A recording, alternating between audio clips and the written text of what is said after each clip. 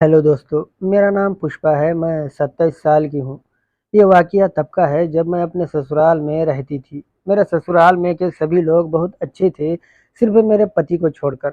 मेरा पति का स्वभाव भी अच्छा था, मगर पता नहीं उसे अचानक से क्या हो जाता था कि वो छोटी-छोटी बातों से मेरे ऊपर बहुत गुस्सा हो जाया करता था। जैसे अगर सब्ज़ी में नमक थोड़ा-सा ज़्यादा हो गया, तो मुझ पर बरस पड़ता था। मेरे परिवार में मेरे पति को मिलाकर 4 लोग थे। मैं, मेरे पति और मेरे सास-ससुर। मेरे ससुर ही घर में सबसे अच्छे थे, जो मुझसे अच्छे से बात किया करते थे। मेरी सास थी, जो मुझे एक नौकरानी ही समझती थी। वो कभी भी मुझसे अच्छे से बात नहीं करती थी, पर मेरे ससुर मेरे लिए सास के ऊपर बहुत गुस्सा हो जाया करते थे। एक दिन की बात है, मैं रसोई में खाना बना रही थी, तभी मेरे पति मुझे ज़ोर-ज़ोर से आवाज़ें देकर बुलाने लगे। जब मैं पति की आवाज़ सुनकर उनके पास गई, तो चिल्लाते हुए बोले, "ये क्या नाटक है पुष्पा रोज़-रोज़ का?" तभी मैंने कहा, "क्या हुआ अभी?" तभी मेरे पति ने कहा, "तुम्हें पता नहीं है कि मुझे काम पर जाने के लिए देर हो रही है और मेरी चप्पल कहाँ है? कब से ढूँढ रहा हूँ, मिल नहीं रही है, यहाँ कहीं पर भी दिखाई नहीं दे रही है।" तभी मैंने ज़रा गुस्सा होते हुए कहा, "मैंने आपको कितनी बार कहा है कि काम से आने के बाद चप्पल को खिड़की में रखा करो। आपको पता है ना कि कुत्ते कितने बेकार हैं, गया होगा मुँह में लेकर, अब पता नहीं कहाँ पर पड़ी होगी आपकी चप्पल।" तब पति ने सिर को खुजाते हुए कहा, "अरे ये क्या मुसीबत है? अब क्या मैं ऐसे ही बगैर चप्पल के काम पर चला जाऊँ? पुष्पा, क्या तुम्हारे पास कुछ पैसे हैं? जाते-जाते चप्पल खरीद लूँगा।" तब मैंने कहा, "हाँ, हाँ, आपको तो बस मुझसे पैसे लेना आता है, पर वापस करने के समय बहुत आनाकानी करते हैं आप।" तभी मेरे पति ने कहा, "पुष्पा, जल्दी से दे दो, मेरे पास समय नहीं है, मुझे देर हो रही है।" और तभी मैंने घर के अंदर से पैसे लाकर पति के हाथ में दिए और कहा, "देखिए ज़रा अच्छी वाली चप्पल लेना।" ऐसा कहकर मैं रसोई में चली गई। मैं जब रसोई में खाना बना रही थी, तभी मेरे पास ससुर जी आकर कहने लगे, "क्या हुआ था बहू? मेरा बेटा क्यों चिल्ला रहा था तुम पर?" तभी मैंने कहा, "वो उनकी चप्पल नहीं मिल रही थी ना, तो इसीलिए।" तभी ससुर जी ने कहा, "पुष्पा, मेरा एक काम था, मुझे बीड़ी की बहुत तलब हो रही है, क्या 20 रुपए है तुम्हारे पास? दरअसल मुझे बीड़ी का कट्टा लेना था, मैं शाम तक मैं तुम्हारे पैसे वापस कर दूँगा।" तब मैंने कहा, "आप ऐसे ही कहते हैं, पर वापस नहीं देते। पिछले हफ्ते ही आपने 50 रुपए लिए थे, अभी तक नहीं दिए आपने। मैं क्या पैसे मेरे मायके से आपके लिए लाती हूँ?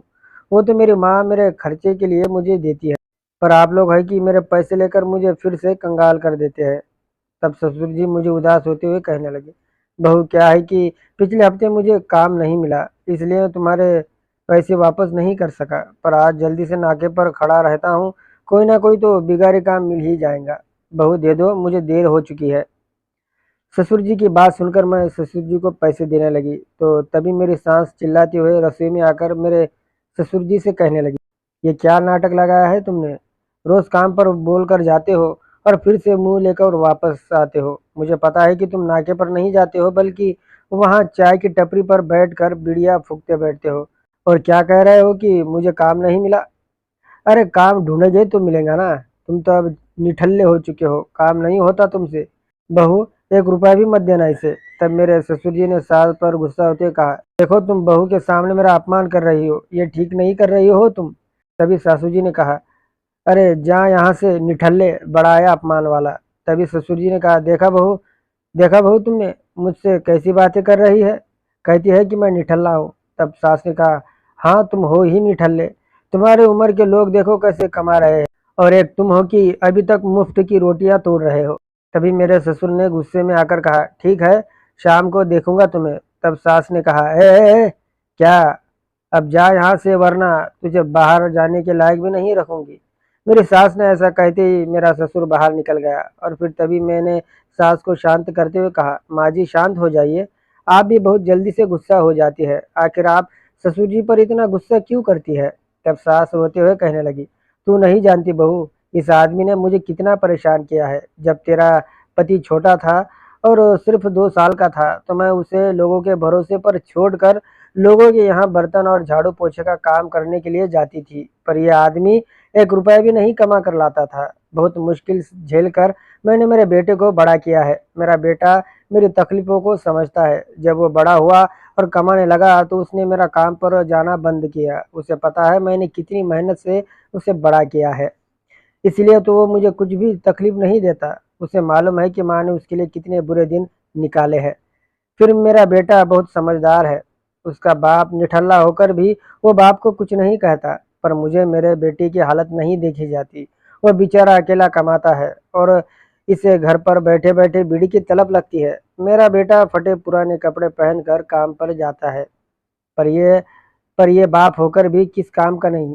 तब मैंने कहा, सासू जी, जो हुआ सो हुआ, पर अब गुस्सा करके क्या फ़ायदा। आपके तकलीफ के दिन तो चले गए, और वैसे भी अब ससुर जी की उम्र हो चुकी है। अब उन्हें उनकी उम्र के हिसाब से कौन काम देगा।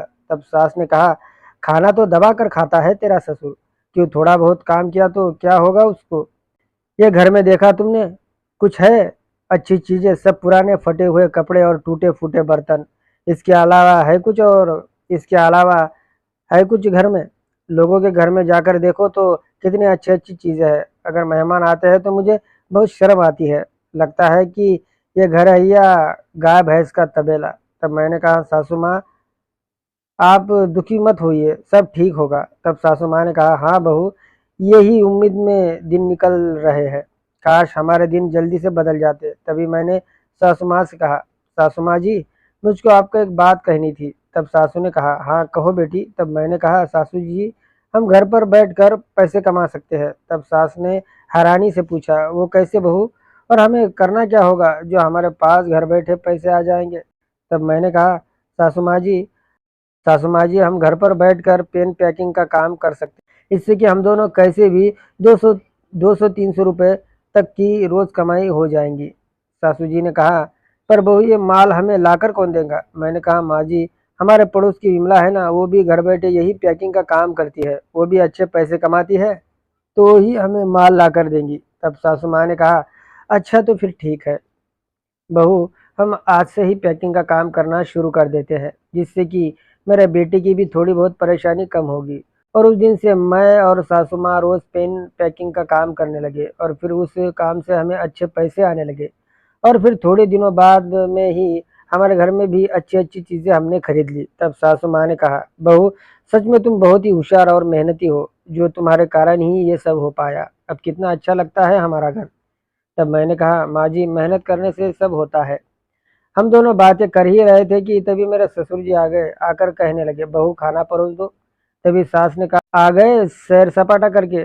बहू, दे तेरे निठल्ले ससुर को खाना, जो बहुत ही थक कर आया है। वो बहुत मेहनत की होगी ना आज इसने, जो भूख लगी है। तब मैंने कहा, जाने दीजिए ना माँ जी, आइए बैठिए, मैं आपको खाना परोस देती हूँ। मैंने कहा तो ससुर जी नीचे बैठ गए, और फिर मैंने ससुर जी को खाना परोस दिया।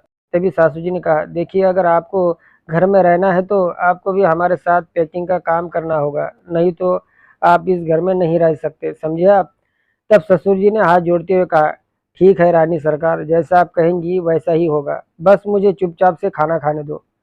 और फिर तब से ससुर जी भी हमारे साथ पेन पैकिंग का काम करने लगे, जिससे और आमदनी बढ़ गई, और फिर सब कुछ ठीक तरह से चलने लगा।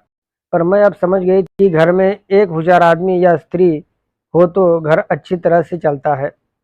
दोस्तों, उम्मीद है आपको ये छोटी सी कहानी सुनकर अच्छा लगा होगा। तो प्लीज़ इस वीडियो को लाइक और चैनल को सब्सक्राइब ज़रूर करें। दोस्तों, ये कहानी पूरी तरह से काल्पनिक है। ये कहानी सिर्फ आपके मनोरंजन के लिए बनाई गई है। धन्यवाद।